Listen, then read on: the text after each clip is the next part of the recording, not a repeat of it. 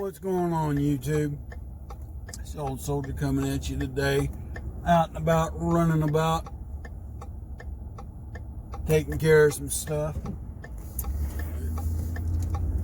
I'm going to shoot a real quick video. Talk about a few things.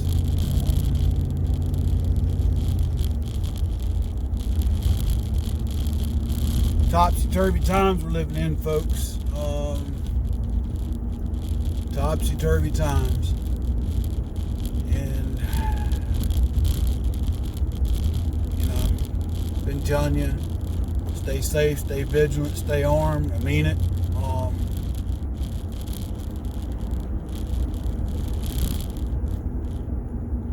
I'm not advocating violence by no means by saying stay armed, but I'm advocating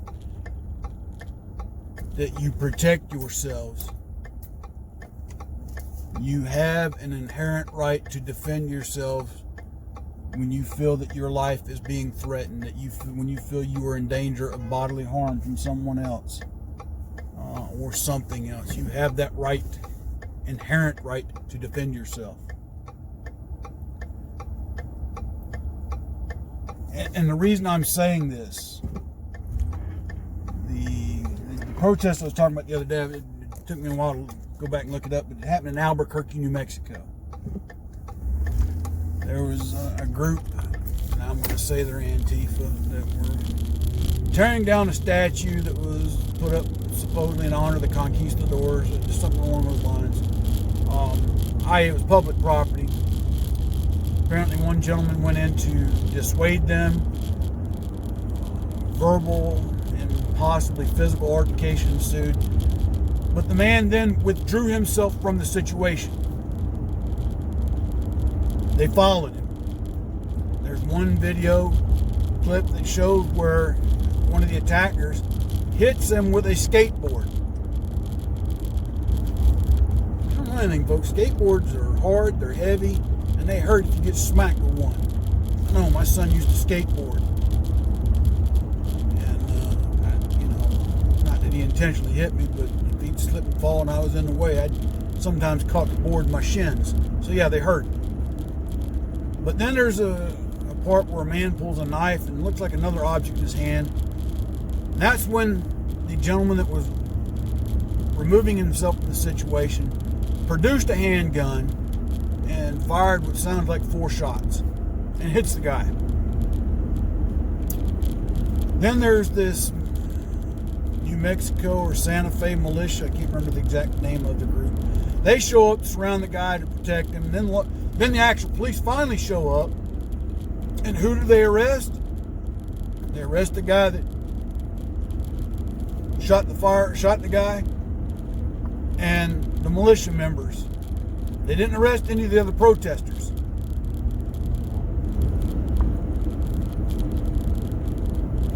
So when I'm telling you to stay safe, vigilant, and armed, also by staying safe and staying vigilant and staying armed, you need to look into some type of legal protection. With the way things are right now,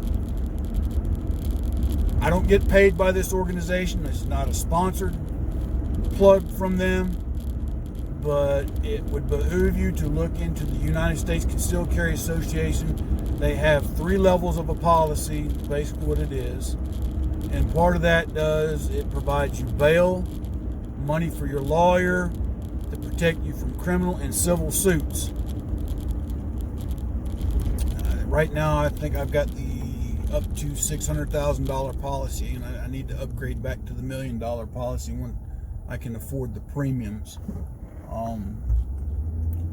Bottom line, at the end of the day, there is some peace of mind if you have that protection, and I don't know if this poor gentleman's got it or not.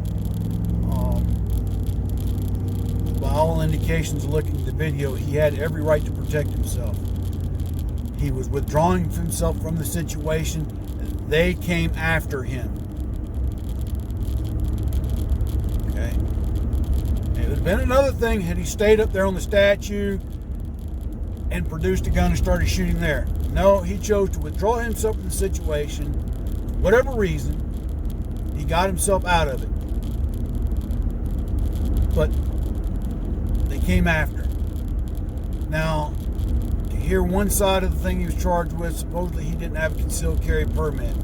I don't know how true it is, because right now we're starting to see the media, along with the government officials in these towns where these things are happening, are lying.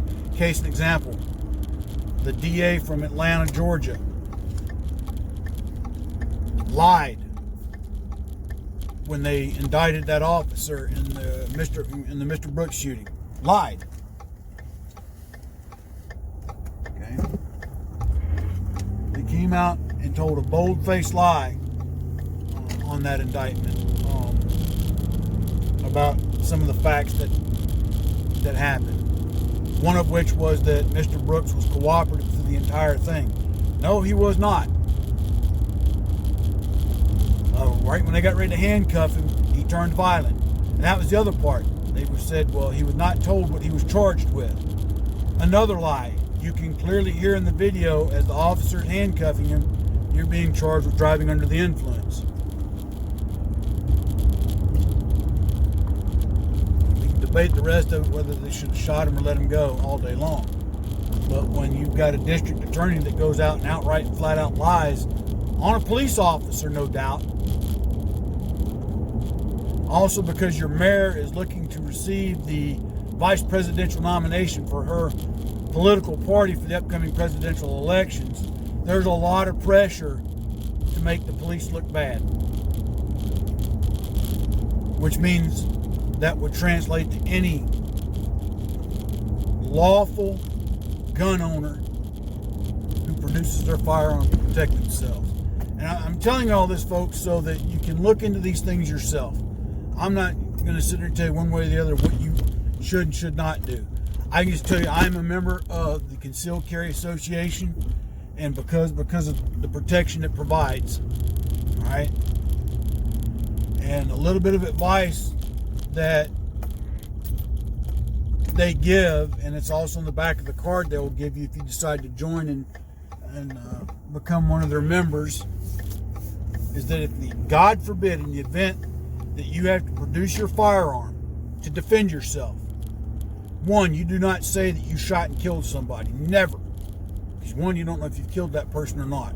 Don't assume that because they're down that you've killed them. You're not a medical professional. You inform the police and the 911 dispatcher that you were in fear of your life and you were forced to defend yourself. Say it again. You will inform them that you were in fear of your life and you were forced to defend yourself. At that point in time, if you're a member of the USCCA, after you finish the 911 call, you call USCCA immediately. Let them know you've informed 911, that police and medical personnel are on the way, giving them the details of what happened. They're going to inform you. Cooperate with the police, but do not give up anything until your lawyer's present, and tell the police just that. So when they show up, you let them know. We'll cooperate, but not until I talk to my lawyer. You may be arrested at that point in time. You may not. It just depends. But you need that peace of mind, folks. Now, if the legal system completely breaks down, get with like-minded people. Form yourself a community. I'm already starting to work with my neighbors that are around me.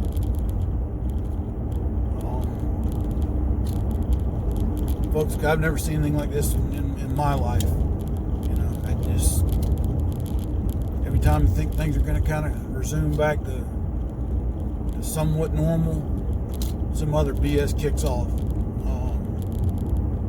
And it's hard to tell what's up or down anymore. I will tell you, like I said, I've been reading The Naked Communist, and right now, to where I'm at, there's just been a lot of insight just reading what was on the mind of Karl Marx. Okay, and looking at what's going on here today, the disinformation that the public media is hitting us with, is ridiculous. Anyway, folks, that's all the time I've got for now. But for the love of all that's holy, please stay safe. Please be careful. Watch your back. Watch each other's backs. And stay safe. God bless. Take care, Soldier out.